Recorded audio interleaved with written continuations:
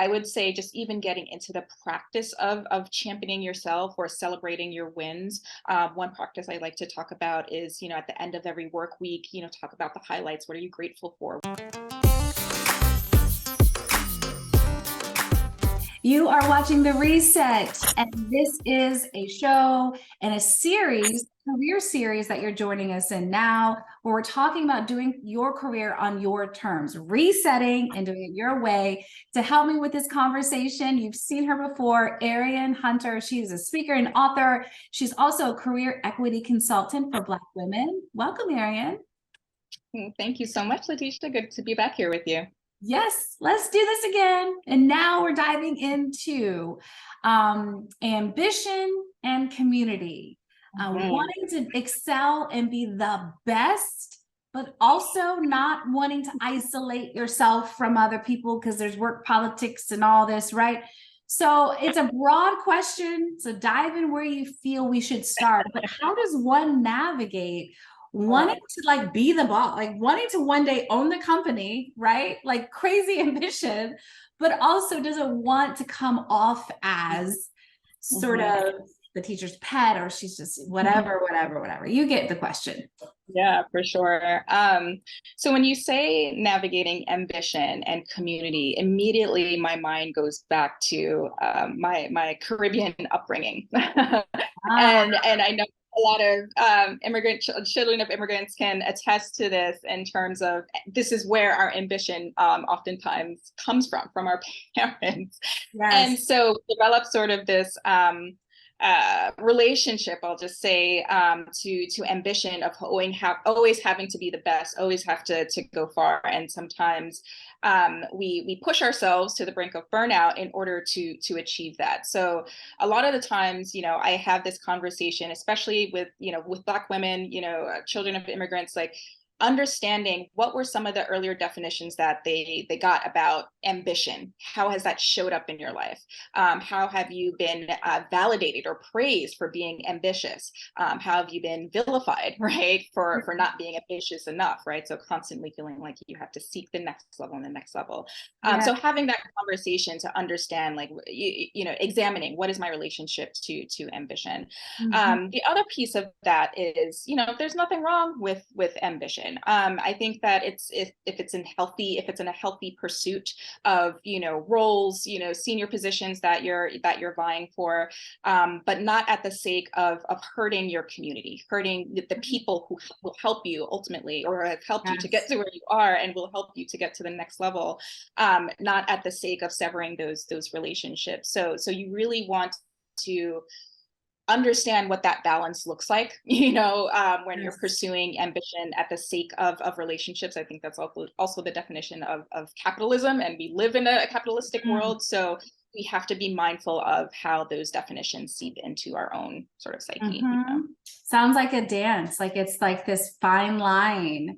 For sure. But with anything though, it more than anything, it sounds like just being kind of aware and not being, I think ambition, if you're not careful, can turn into being a bit selfish, and sometimes being selfish is good, especially with Black women when we got all this stuff going on and we're not thinking about ourselves. But if we get so tunnel vision on success and the next level, it can be all about you. And you look around, it's like, oh, I don't have any friends, or like, I don't have any cheerleaders, and that sort of thing. So I like this idea of being aware, like go at it, girl, but also, stop and smell the roses. Do you have some allies? Do you have some supporters? Can you go grab someone and share with them, talk to them about what's going on?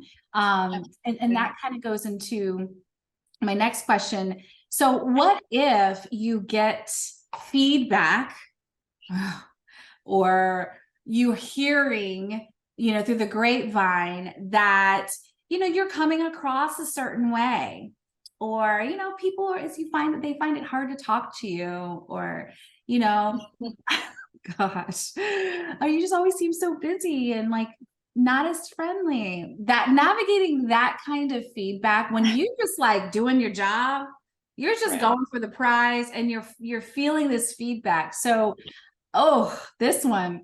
So the question really is, like, how do you know when they actually have a point, or if they're just being like feeding into stereotypes, right? And the long list of things that go under that. How do you know when it's not like something you needed to hear, or you should just brush off? It's a great question. There's always sort of this unspoken languaging when it comes to this feedback and performance related and performance evaluations, and appears to be standoffish or not really communicating, and so what really is, what are they trying to say, and is the work getting done at the end of the day? Great, okay, so the feedback about like that is not especially helpful. Right.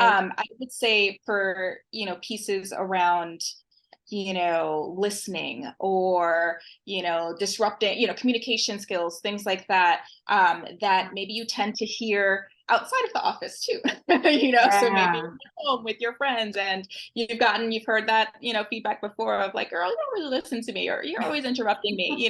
So maybe it starts to become a pattern, and it's showing up for you in the office as well. So in cases like that, I always advocate for being open-minded, being willing to listen. Notice when you get defensive, or when you get reactive or about triggers, and just really examining where that's coming from.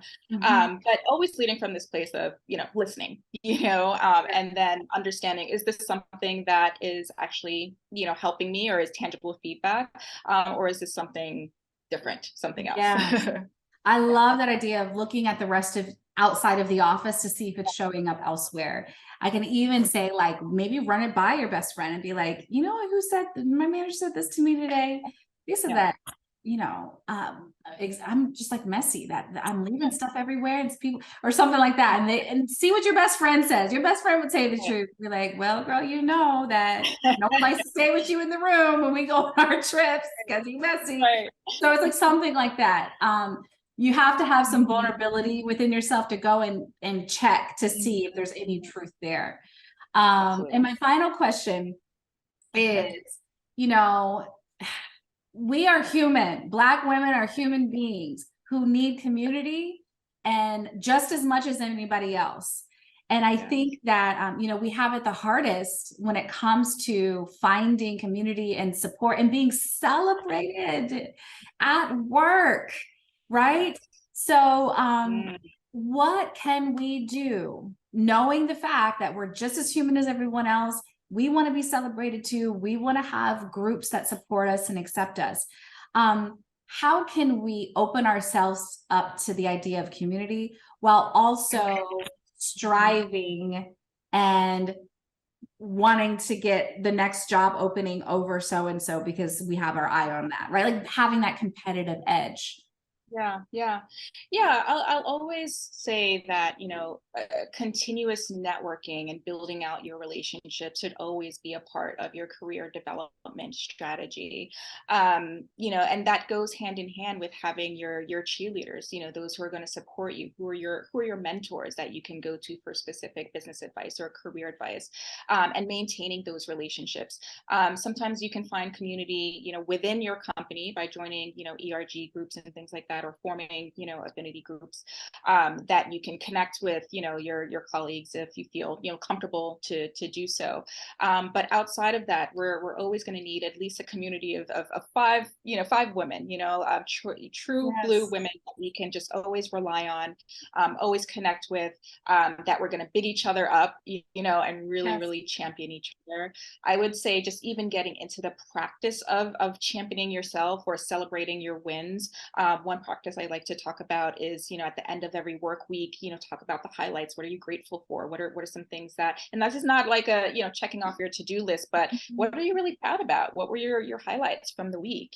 What do you want to really celebrate? Or, you consider a win at the end of the workday or at the end of the week, and just really getting into that practice of seeing your accomplishments, seeing what's going really well. Otherwise, sometimes we harp on things that are stressing us out, and there's enough to stress about for sure. But building habits around, celebrating ourselves, our wins, and each other.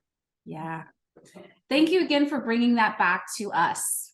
Like, you have a really great way of doing that, where you're like beautifully kind of encouraging us to take some ownership of our lives And like, even I'm asking you about like, how do we get celebrated at work? It's a community at work. Part of your advice is start celebrating yourself, start acknowledging your wins.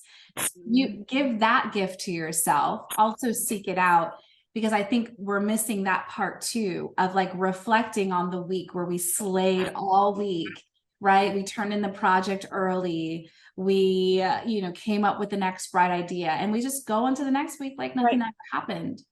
And so thank you for reminding us to take a beat and look at what we've accomplished while also seeking out community where we can do that too. Absolutely. Arian, listen, it has been a joy. Please take a second and tell us how people can find you. Well, of course, you're tagged in all the posts, but how can people reach out to you to get more of your career genius? Thank you. It was so great to be here with you and have these conversations. Folks can find me anywhere on social media. I'm on LinkedIn. Please connect with me there. Please follow me there. I'm on Instagram and I'm on TikTok. TikTok is a place where I'm sharing my career development advice in an entertaining and inspiring way. So you can always find me there as well. Oh, I'm going to TikTok too. Look, I couldn't do it. I tried for a month or two. I was like, I don't know. They wore me down. I'm in the auntie section. It's fine. let me see if I can fit into the auntie section, because the general population. There's plenty of space. Just come on over. Yes. Thank you, Arian. You're welcome. Thank you for having me.